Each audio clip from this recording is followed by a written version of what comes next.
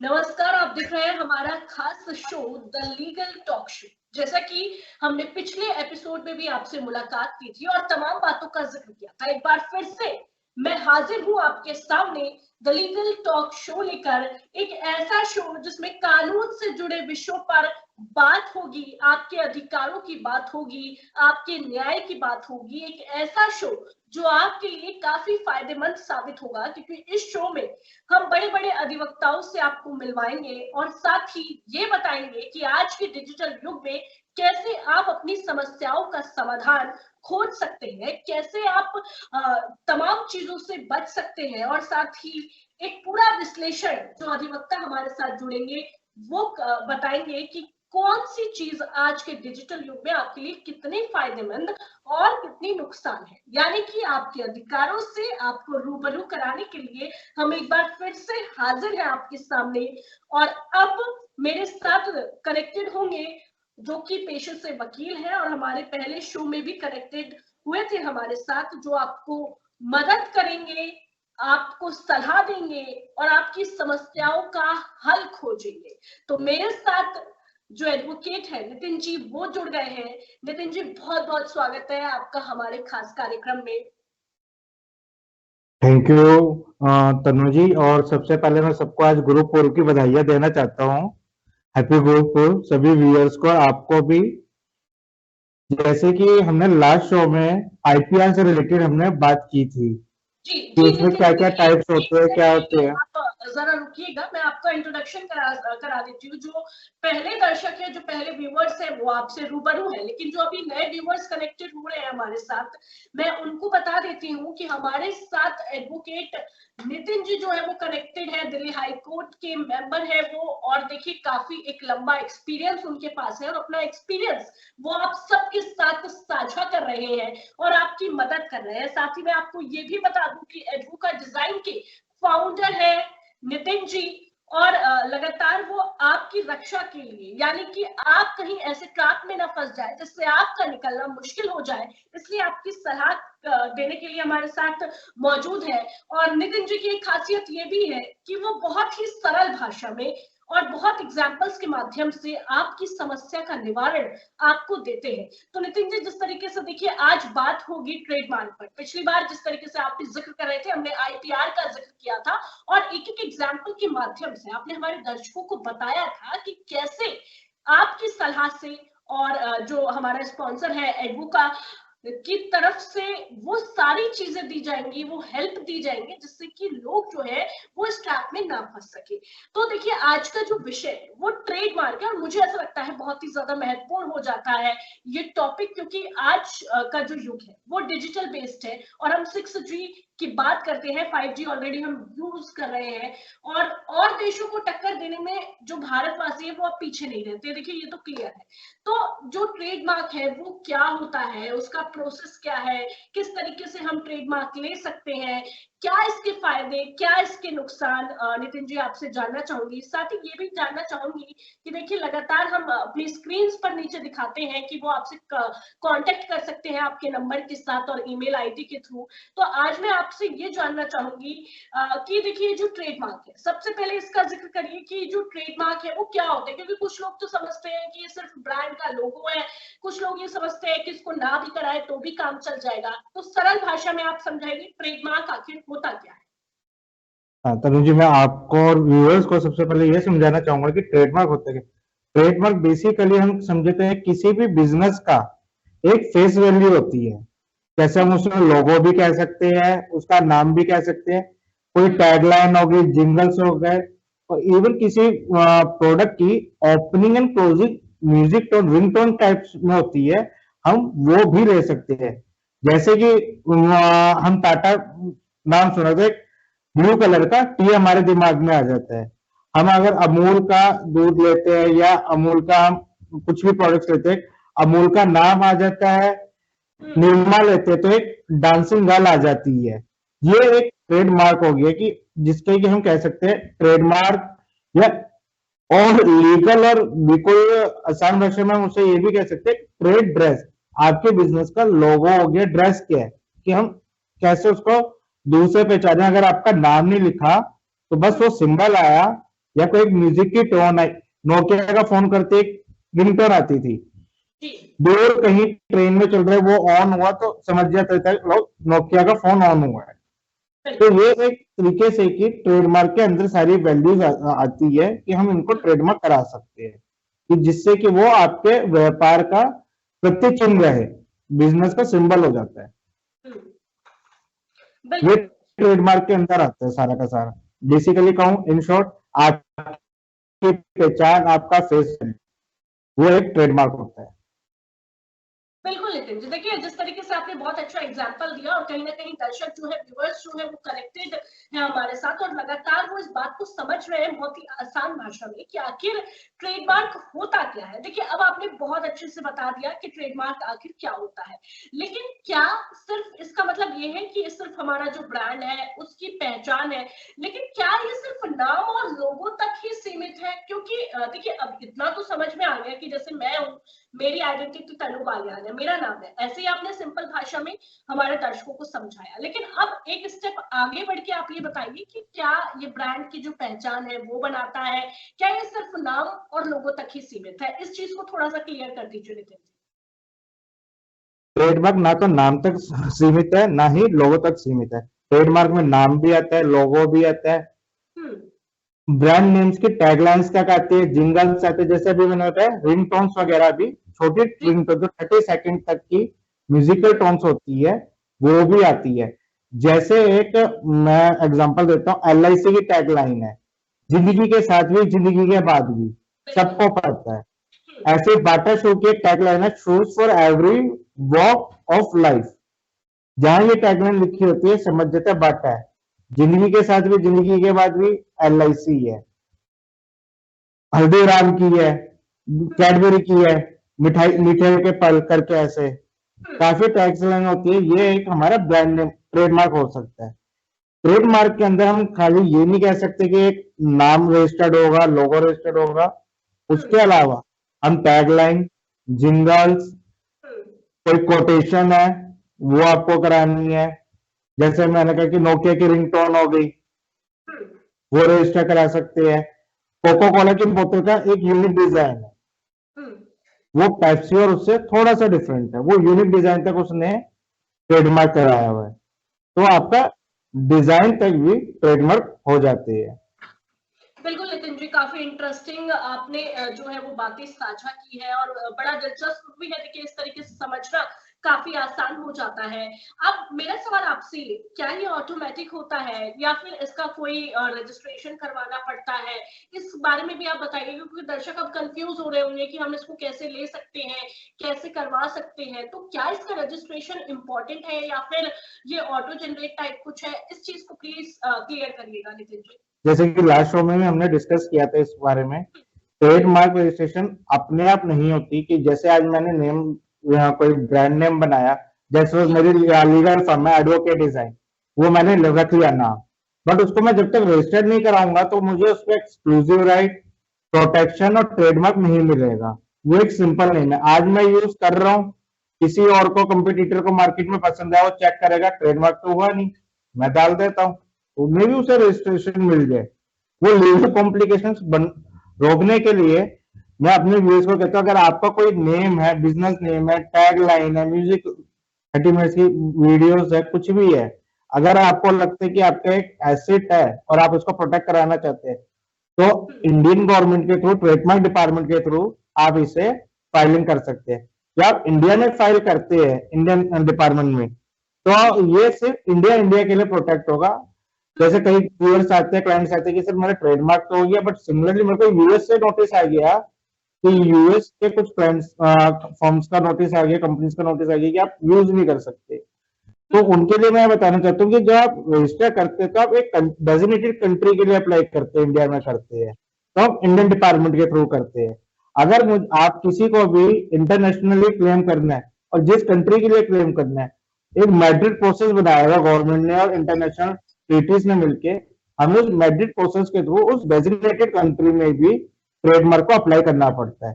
Apply करने के बाद, उसका रजिस्ट्रेशन होने के बाद ही आपको ट्रेडमार्क सर्टिफिकेट मिलेगा। आप अपने लोगों के ऊपर, जैसे आपने कई कई जगह रखा होगा कि आर लिखा होता है छोटा सा, या TM लिखा होता है जी। तो ये अप्लाई करने के बाद मिलता है। बिल्कुल बिल्कुल नितिन जी, देखिए काफी इंटरेस्टिंग हमारा ये एपिसोड होता जा रहा है, और जो व्यूअर्स हमारे साथ अभी कनेक्ट हुए हैं, मैं एक बार फिर से उनको बता दूं, अगर आपके मन में जरा सा भी संशय है और आप अपनी समस्याओं का निवारण चाहते हैं, तो देखिए एडवोकेट डिजाइन आपके ब्रेन को प्रोटेक्ट करेगा, आपकी मदद करेगा। साथ ही जो हमारे साथ एडवोकेट नितिन जी है, वो भी आपकी पूरी हेल्प करेंगे। और अगर अभी भी आप कंफ्यूज हैं और आप ये सोच रहे हैं कि आखिर नितिन जी से किस तरीके से कांटेक्ट हो सकता है, तो मैं आपको बता दूं 8700410243 ये नंबर है, आप नोट भी कर सकते हैं, और हमारी स्क्रीन के नीचे भी आप देख सकते हैं कि नंबर लगातार चल रहा है और आप इस पे कांटेक्ट कर सकते हैं। साथ ही ईमेल आईडी भी है नितिन जी की, उस पर भी आप ईमेल कर सकते हैं और ईमेल के जरिए भी आप उनकी हेल्प ले सकते हैं। एडवोकेट नितिन दादू ADVNITINDADU@gmail.com पर भी आप जो एडवोकेट हमारे साथ कनेक्टेड है, नितिन जी काफी अच्छा उनके पास एक्सपीरियंस है और आपको देखिए सलाह भी दे रहे हैं, तो आप इनसे कनेक्टेड हो सकते हैं। और देखिए जिस तरीके से नितिन जी के बारे में मैंने आपको बताया कि किस तरीके से वो हेल्प कर सकते हैं, अब नितिन जी आपके पास आते हुए एक और आपसे सवाल करना चाहूंगी कि जब हम बात करते हैं ट्रेडमार्क रजिस्ट्रेशन की, अब ये तो समझ में आ गया कि इसको रजिस्टर्ड कराना बेहद जरूरी है, लेकिन इसका प्रोसेस क्या है? अब आप इसका पूरा प्रोसेस बताइए कि जो ऑडियंस हमें इस वक्त देख रही है, जो कनेक्टेड है, वो किस तरीके से इसका रजिस्ट्रेशन का जो पूरा प्रोसेस है वो कैसे कंप्लीट कर सकती है। ट्रेडमार्क का रजिस्ट्रेशन प्रोसेस बिल्कुल सिंपल है। आपने अपने ट्रेडमार्क एप्लीकेशन होती है वो ड्राफ्ट करनी होती है। अब उसके लिए आपको एक स्पेशलाइज अटॉर्नी, IPR अटॉर्नी या स्पेशलाइज एडवोकेट की जरूरत होगी, जो वो आपके एप्लीकेशन, आपके इनपुट्स के बेसिस पे आपके ब्रांड नेम, लोगो या टैगलाइन जो भी आपको रजिस्टर करानी है उस बेसिस पे वो ड्राफ्ट करेंगे, और ड्राफ्ट करने के बाद वो ट्रेडमार्क डिपार्टमेंट में उसे फाइल कर देगी। आफ्टर फाइलिंग ट्रेडमार्क डिपार्टमेंट में एग्जामिनर्स होते हैं, वो उनको एग्जामिन करेंगे पब्लिक डोमेन में लेके कि ऑलरेडी वो किसी का सिमिलर तो नहीं है, या कोई किसी कॉमन नेम पे तो नहीं है, या कोई ऐसा वेल नोन मार्क है, या कोई ऐसे वर्ड्स है जो रिस्ट्रिक्टेड है कि हम नहीं, गवर्नमेंट नहीं दे सकती, उनमें तो नहीं। उसके बाद अगर वो देखते हैं कि सारी चीजें क्लियर है, तो वो ट्रेडमार्क रजिस्ट्रेशन और यूनिक है आपका नाम, तो वो ट्रेडमार्क रजिस्ट्रेशन सर्टिफिकेट आपको इश्यू कर देती है। और अगर उनको लगता है कोई दिक्कत है तो वो उसमें ऑब्जेक्शन रेज करके आप लोगों को बता देते हैं। बिल्कुल नितिन जी, और आशा करती हूँ जो दर्शक हमें देख रहे हैं उनको समझ भी आ रहा होगा। अब थोड़ा सा इस बात पर हम ध्यान डालेंगे, क्या ये जो प्रोसेस है जो आप बता रहे हैं, क्या ये कॉम्प्लिकेटेड है, और अगर कॉम्प्लिकेटेड है तो उसके कॉम्प्लिकेशंस को कैसे कम किया जा सकता है, और इसमें कितना टाइम लगता है, कि ताकि जो ऑडियंस देख रही है उसका माइंड सेट हो जाए कि इस पूरे प्रोसेस में लगभग इतना वक्त लगेगा। और एक ही चीज और आपसे जानना चाहूंगी कि क्या कुछ ऑब्जेक्शन की भी यहाँ पर गुंजाइश है, क्या कुछ ऑब्जेक्शन यहाँ पर आ सकता है, और अगर आ सकता है तो उसका आखिरकार सलूशन क्या है? इसमें सबसे पहले मैं आपको, आपने बहुत अच्छा क्वेश्चन पूछा तन्नू जी कि क्या कहते हैं कि ट्रेडमार्क रजिस्ट्रेशन होने में कितना टाइम लगता है। मैं आपको मिनिमम टाइमलाइन बता सकता हूँ, 12 से 18 महीने मिनिमम टाइम लगता है, और मैक्सिमम ये टाइम लिमिट 3 से 5 साल तक चली जाती है। क्योंकि कई व्यूअर्स और कई मार्केट में साइबर फॉडीज भी है जो प्रमोशन करते हैं कि get your trademark registration in 1 day. आपका ट्रेडमार्क, मैं सभी व्यूअर्स को बताना चाहता हूं कि कोई भी ट्रेडमार्क सर्टिफिकेट एक दिन, एक महीने, 2 दिन नहीं आ सकता। कम से कम आपको 12 से 18 महीने प्रोसेस टाइम है, और अगर कोई एक्सपीडाइट भी कराते हैं तो उसको 6 से 8 महीने लगते हैं। अब इसमें आपने क्वेश्चन पूछा कि क्या कॉम्प्लिकेशन होते हैं। ट्रेडमार्क रजिस्ट्रेशन प्रोसेस में 2 हम कहते हैं हडल स्टेज होती है। पहला जब हम फाइल करते हैं तो जब वो एग्जामिनर के पास जाती है, जब एग्जामिनेशन रिपोर्ट क्रिएट होती है हमारी, अगर वो एक्सेप्ट हो जाती है स्टेज 1 क्लियर है, अगर वो ऑब्जेक्ट होती है वो ऑब्जेक्शन में जाती है, अगर वो एक्सेप्ट होती है तो वो पब्लिक डोमेन में जर्नल में पब्लिश होती है। जर्नल में पब्लिश होने का मतलब है कि जो इंडियन मार्केट में है या जो इंडियन मार्केट में बिजनेस कर रहे हैं जी, उनको अगर उस ट्रेड नेम से, ब्रांड नेम से, ट्रेडमार्क से दिक्कत है तो वो अपोज कर सकते हैं। अगर अपोजिशन चले जाते तो अपोजिशन की प्रोसीडिंग चलती है, एटलीस्ट एवरेज टाइम में 3 से 5 साल लग जाते हैं। अगर बिल्कुल नहीं नितिन जी। होता तो ये हो जाता है। हम्म, और जब बिल्कुल। ऑब्जेक्शन आता है तो डिपार्टमेंट हमें एक मौका देता है अपनी बात रखने का, क्लैरिफिकेशन देने का। हम्म, बस इतना ही कॉम्प्लिकेटेड है और इतना ही ये इजी है। ठीक है नितिन जी। जो हमारी ऑडियंस है देखिए वो बिल्कुल समझ पा रही होगी कि किस तरीके से अगर कोई दुविधा आती है, कोई कॉम्प्लिकेशन आता है, कोई ऑब्जेक्शन आता है तो उससे किस तरीके से बाहर निकला जाता है। क्योंकि देखिए डिजिटलाइजेशन का टाइम है और बहुत सी चीजें हो भी जाती है, अनवांटेड वायरस की वजह से, हैकिंग की वजह से बहुत सब कुछ डिस्टर्बेंस हो भी जाता है। उसके लिए भी आप लगातार बता ही रहे हैं। अच्छा, एक चीज और आपसे जानना चाहूंगी कि देखिए रजिस्ट्रेशन करवा लिया, रजिस्ट्रेशन का प्रोसेस पता चल गया, ऑब्जेक्शन के बारे में समझ लिया, लेकिन अब एक सवाल आपसे ये कि रजिस्ट्रेशन की जो वैलिडिटी होती है वो कितने समय तक की होती है, ये भी जो ऑडियंस है वो जानना चाहती है आपसे। इसमें रजिस्ट्रेशन की वैलिडिटी जो होती है 10 साल की होती है, date of application of filing से। जिस दिन हमने फाइलिंग की है उससे 10 साल की वैलिडिटी होती है। आफ्टर 10 ईयर तो आप रिन्यू कराना, जैसे जैसे बड़े बड़े ब्रांड नेम्स है, अब टाटा, टाटा आज का ब्रांड नेम नहीं है, 1940 से है, तो वो कंटिन्यूसली रिन्यू करा रहे होते हैं। जिन्हें लेगेसी मेंटेन करनी है ब्रांड नेम को लेके, एक जनरेशन से दूसरे जनरेशन, दूसरे जनरेशन से तीसरे जनरेशन, वो उन्हें हर 10 साल के टेन्योर में उसे रिन्यू कराते रहते हैं। गवर्नमेंट फीस होती है जो करंटली आज 9,000 चल रही है, वो पे करके नेक्स्ट 10 ईयर के लिए फिर वैलिड रिन्यू करा लेते हैं। बिल्कुल नितिन जी। अब मैं अपने दर्शकों से ये कहना चाहूंगी कि अब हम अगले स्टेप की तरफ बढ़ रहे हैं और अब हम आपको इम्पोर्टेंस बताएंगे और बेनिफिट्स बताएंगे कि आखिर ट्रेडमार्क क्यों जो है वो जरूरी हो जाता है, क्या कुछ उसके बेनिफिट है आपकी डे टू डे लाइफ में। और नितिन जी मेरे साथ लगातार कनेक्टेड है।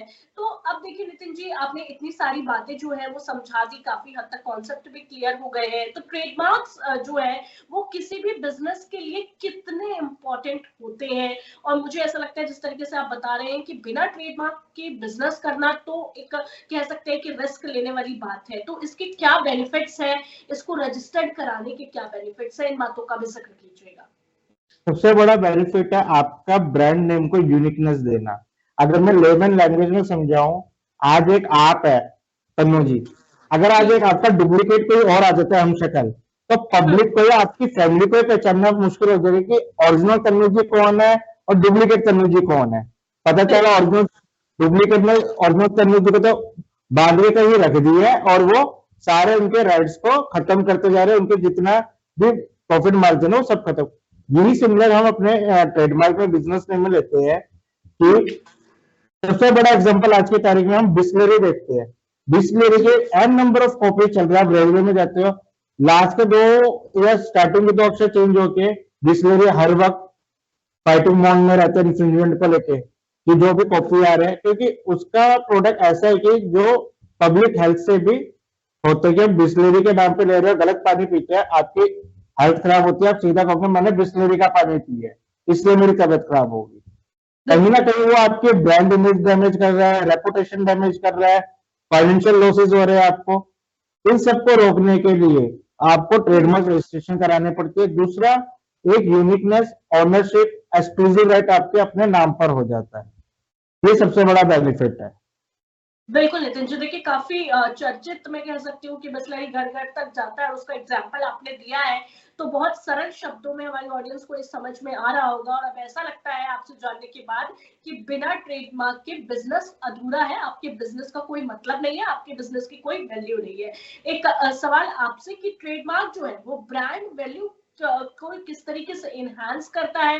अब जब आप इतनी सब चीजें बता रहे हैं तो एक चीज ये भी हमारे दर्शकों के लिए जाननी जरूरी हो जाती है कि आखिर वो किस तरीके से, जिस तरीके से आप जिक्र कर रहे हैं लगातार यूनिकनेस का, तो अब और क्या इनहांसमेंट हो सकती है ट्रेडमार्क को लेकर। ट्रेडमार्क को एनहेंसमेंट इसलिए मिलती है कि हम बिजनेस को एनहेंस कैसे कर सकते हैं। इसके लिए तभी देखो, वही बात है, ट्रेडमार्क का मीन्स आपका यूनिकनेस। जैसे आज पतंजलि एक ब्रांड नेम बन चुका है, कहाँ छोटे से स्टार्ट हुआ था और कहाँ वहां तक पहुंच चुका है। इसमें आपका एक फायदा ये होता है कि जब आपका ब्रांड बन जाता है, जब फ्रेंचाइजी मॉडल में बिजनेस ग्रो करने के लिए हम फ्रेंचाइजी मॉडल में जाते हैं, जब हम फ्रेंचाइजी मॉडल में जाते हैं, आपका ब्रांड नेम बना है तो आपको रॉयल्टी मिल रही है, या मैंने जैसे लास्ट शो में भी बताया था कि हम ये एक प्रॉपर्टी है, तो अगर हम इसे किराए पे चढ़ाना चाहे, लाइजनिंग करना चाहे, तो लीज पे देना चाहे, असाइनमेंट करना चाहे, वो करते हैं, तो उसमें भी हमें मंथली, ईयरली, जो भी दोनों पार्टी की वो होती है म्यूचुअल अंडरस्टैंडिंग, उस पर ट्रेडमार्क से ओनर को मिलता है। ये सबसे बड़ा इसका एक एनहेंसमेंट है, और फाइनेंशियली बेनिफिट है कि आज आपका ब्रांड नेम है तो कोई कॉपी नहीं कर सकता, आप यूनिक हो, आप उसे फ्रेंचाइजी मॉडल में लेके जा रहे हो, उसे लीजिंग कर रहे हो, तो आपको प्रॉफिट ही प्रॉफिट होना है। बिल्कुल, देखिए आपकी बातों से ऐसा लगता है कि फाइनेंशियली भी बहुत ज्यादा ये फायदेमंद है। आपको कुछ और लगता है नितिन जी की कुछ और है जो बहुत समझने वाली चीज है, काफी ध्यान में रखने वाली चीज है हमारे व्यूअर्स के लिए, कुछ और ऐसा कि इसके कुछ और बेनिफिट्स हो तो वो भी प्लीज आप बता दीजिए हमारे। मैं आपको इसमें 2 एग्जांपल देके बता सकता हूँ, जैसे कोविड के टाइम पे कि हमें अपने अनाउंसमेंट कैसे, कोविड के टाइम पे डेटॉल को एक कंपनी ने कॉपी किया डेफटॉल करके, डेटॉल है DETTOL, उसको कॉपी किया DEVTOL, डेटॉल। उस डेटॉल उसके अगेंस्ट दिल्ली हाई कोर्ट में गई, इंफ्रिंजमेंट का सूट फाइल किया, डेटॉल जीत गए। उन्होंने लोगो भी, कलर कॉम्बिनेशन भी सब चेंज रखा, बस डेटॉल को जितना डेटॉल कर दिया, क्योंकि उस वक्त कोविड में हर कोई डेटॉल पीक पे ले रहा था, सैनिटाइजेशन के पर्पज से भी और अदर पर्पज से भी। तो मार्केट में कंफ्यूजन क्रिएट होती जा रही थी कि कभी कभार हम उस टाइम पे इतना टाइम नहीं था कि हम आग बंद करके लोगो देखा, हाँ सही है, उठाया, ले लिया। बिल्कुल बिल्कुल नितिन जी। तो इसमें एक चीज और कर सकते हैं कि अपना हम ब्रांड सिक्योर होता है, रजिस्टर्ड होता है, कोई कॉपी करता है तो उस पर हम लीगली प्रोसीड कर सकते हैं उसको स्टॉप करने के लिए। इसमें हमारी गवर्नमेंट भी, सरकार भी, ट्रेडमार्क डिपार्टमेंट भी, कोर्ट्स भी मदद करती है। बिल्कुल नितिन जी, देखिए बहुत इंटरेस्टिंग ये जो पूरा कह सकते हैं कि हमारा टॉक शो है वो बहुत इंटरेस्टिंग होता जा रहा है। अब हम अपने अगले स्टेप की तरफ बढ़ेंगे और आपसे जानेंगे कि जो ट्रेडमार्क इन्फ्रिंजमेंट है और करंट ट्रेंड्स है उनके बारे में। तो अब थोड़ा सा मैं आपसे जानना चाहूंगी कि ट्रेडमार्क इन्फ्रिंजमेंट के बारे में भी आप हमारी व्यूअर्स जो है, आप जो जनता, जो जनार्दन हमें देख रही है, आप बड़े सरल शब्दों में उनको बताएं क्या होता है जब कोई ट्रेडमार्क जो है वो इन्फ्रिंज हो जाता है, जनता इसको कैसे समझे, क्योंकि काफी ज्यादा ऑडियंस ऐसे भी होगी जिसको इन्फ्रिंज का मतलब नहीं समझ में आ रहा होगा, तो उसको भी आप थोड़ा सा क्लियर कर दीजिए। सबसे पहले मैं तनु जी अपने व्यूअर्स को यह बताना चाहूंगा कि ट्रेडमार्क इन्फ्रिंजमेंट होता है। इन्फ्रिंजमेंट हम ट्रेडमार्क की आईपीआर की लाइन में चोरी करना कहते हैं। सिंपल कि मैंने किसी और का नाम चुरा के यूज कर रहा हूँ।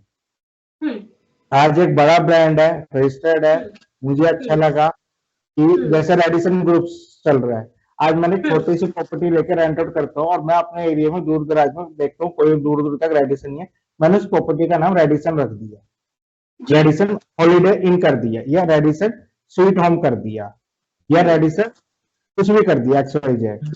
तो उसमें क्या है कि वो मैंने रेडिसन का नाम चुराया है, तो रेडिसन मुझे लीगली इन्फ्रिंजमेंट के लिए रोक सकते हैं कि आप कॉपी नहीं कर सकते किसी का नाम। जी। तो ये होता है इन्फ्रिंजमेंट, चुराना, किसी का आपने सिमिलर नेम कॉपी करके आप बिजनेस कर रहे हो।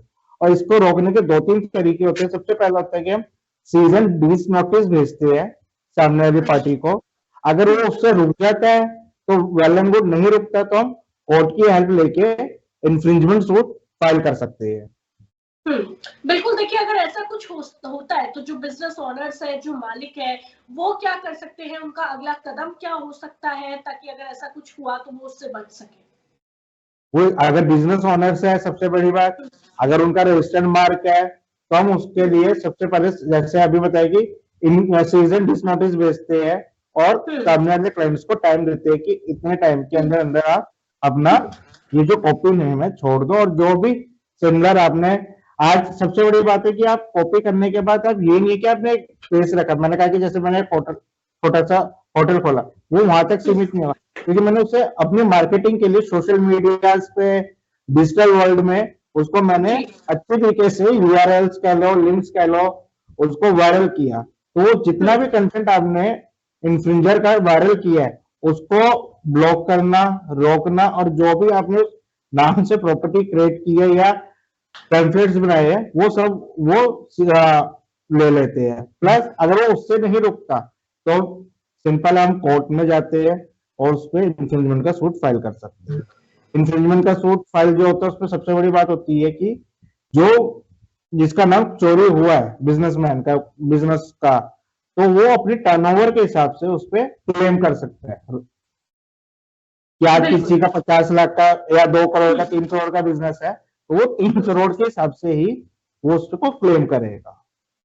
बिल्कुल बिल्कुल नितिन जी, देखिए आजकल जो ट्रेडमार्क है उसके ट्रेंड्स क्या है और मतलब क्या क्या इनोवेशंस हो रहे हैं, क्या क्या चेंजेस हो रहे हैं इस फील्ड में, खासकर जो यूथ हमें लगातार देख रहा है, पिछला टॉक शो भी जिसने देखा और ये भी देख रहा है, उसके लिए जानना ये बेहद जरूरी हो जाता है कि आखिर ट्रेंड्स को कैसे फॉलो किया जाए, क्योंकि देखिए बदलाव इतनी जल्दी जल्दी होता है कि हम समझ नहीं पाते, इतने में एक और इनोवेशन हो जाती है, तो इसके बारे में भी आप जिक्र कीजिएगा। तो आज जैसे अभी मैंने बताया डिजिटल एरा में आज सोशल मीडिया का टाइम है, इंटरनेट का टाइम है कि हम एकदम से कोई ना कोई चीज वायरल हो जाती है, सेकेंडों में वो क्रॉस बॉर्डर प्रोडक्ट इंफॉर्मेशन आराम से अवेलेबल है। तो मिसयूज ऑफ ट्रेडमार्क या मिसयूज ऑफ मैं कहूँ इंटेलेक्चुअल प्रॉपर्टी आज के टाइम में बहुत ईजी है। मैं आज जैसे सपोज मैं रशिया घूमकर आया, वहां पे मुझे एक नाम अच्छा लगा और मैंने देखा इंडिया में वो नाम नहीं है कहीं, और रशिया में रजिस्टर्ड है, मैंने इंडिया में रजिस्टर कर लिया, छोटे से लेवल पे आके काम कर रहा हूँ, तो वो भी एक तरीके से इंफ्रिंजमेंट है। बट दोनों कंट्रीज में पता ही नहीं चल रहा तो बचे रहते हैं लोग, बट गलत है एक। और दूसरी बात, जैसे आजकल मेरे काफी व्यूअर क्लाइंट्स आते हैं, लोग आते हैं, वो क्या करते हैं कि एआई की हेल्प से लोगो बना लेते हैं, वो एक्सेप्टेबल नहीं है। ट्रेडमार्क, कॉपीराइट, कुछ भी हम डिपार्टमेंट के पास जाते हैं, उसमें आपकी आर्ट होनी चाहिए, आपका नाम होना चाहिए, वो एक मशीन का दिया हुआ कुछ नहीं होना चाहिए। और सिंपल कहूं, जो नाम दे रहे हो तो नाम का आपने नाम दिया है, लोगो आपने बनाया है, कुछ भी किया वो एक सिटीजन ने किया है, पर्सन ने किया है, ना कि कोई मशीन ने की है। क्योंकि कई जगह आते हैं वो बाद में दिक्कत आती है, तो मैं व्यूअर्स को कहूंगा कि आप अपनी आर्ट्स बनाए, अपना ही नाम सोच के रखे, ना किसी का कॉपी करे, ना उसमें कोई एड बैक करे, वो सब के सब बाद में रुक जाएगी।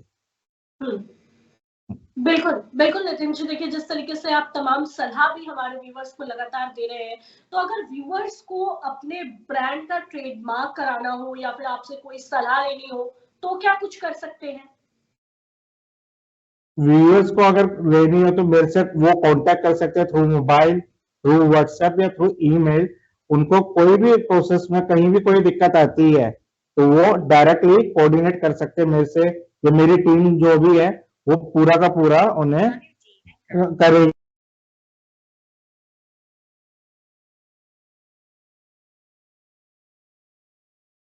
करिए करिए, आप स्टार्ट करिए, कॉल कट हो गया था। तो ये इस तरीके से हम अपने व्यूअर्स की हेल्प कर सकते हैं। और मैं व्यूअर्स को सिंपल एक ही चीज कहूंगा, यूनिक नेम लेकर आओ। जैसे एक यूनिक नेम आया था मार्केट में कुछ टाइम पहले, स्विगी, कोई मीनिंग नहीं था, कोई मतलब नहीं था। जोमेटो, वो आराम से रजिस्टर्ड हो गए थे।